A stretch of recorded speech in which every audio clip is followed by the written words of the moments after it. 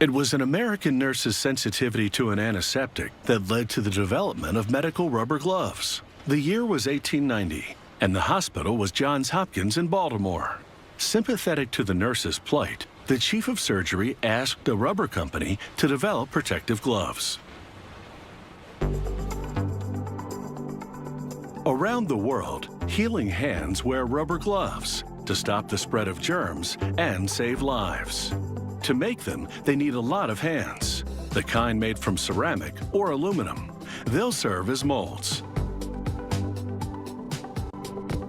First, they need to remove residue from the last rubber glove production. So they do a thorough washing in soapy water.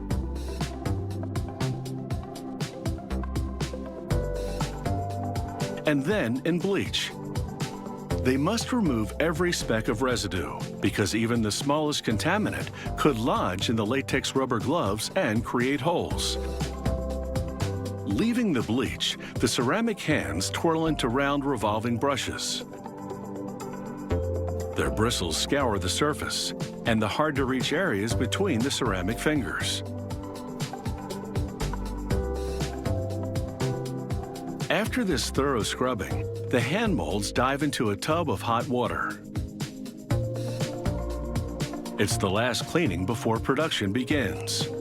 As they exit the tub, the hands swivel on the rail carrier to drip dry.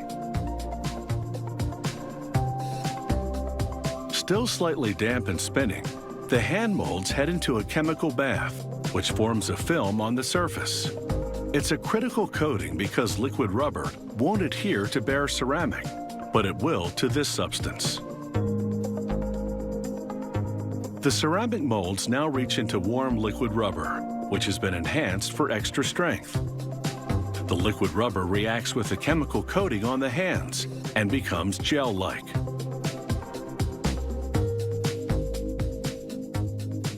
Coated with the rubber gel, the hands spin to shake off any drops as they head into an oven. Under intense heat, the rubber dries to the hand form. It also undergoes a chemical process called vulcanization that makes rubber stronger and elastic. After a wash and dry, the gloves spin through brushes, which roll up the cuffs. This cuff roll, called the bead, has a specific purpose. It makes it easier to pull the rubber glove off the mold.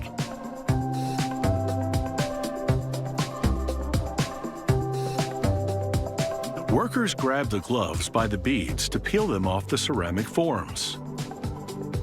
These particular medical gloves were molded from synthetic rubber for people who can't wear natural latex rubber due to allergies.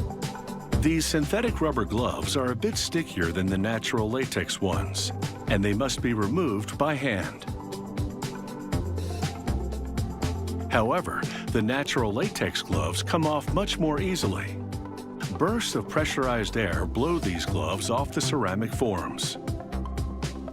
At a test station, a worker now stretches and inflates each medical glove to check for weak spots and holes.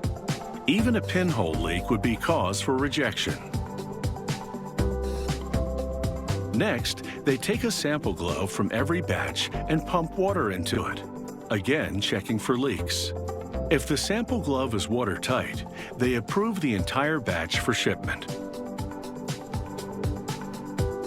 They color code gloves for strength. These orange cleaning gloves are thick and reusable. Others, like the medical gloves, are for limited use and disposable. Each rubber formulation is customized for color, strength, and other characteristics. It has taken a lot of fake hands and real ones to make rubber gloves, and it all happens very fast. They manufacture 200 rubber gloves a minute at this factory. That's about 12,000 gloves per hour. They pack them up in batches of 100. A cornstarch solution applied earlier keeps them from sticking together in the box. Later, that starch will also act as a lubricant to allow the gloves to slide easily onto hands. And with all that, these rubber gloves are ready to protect the public.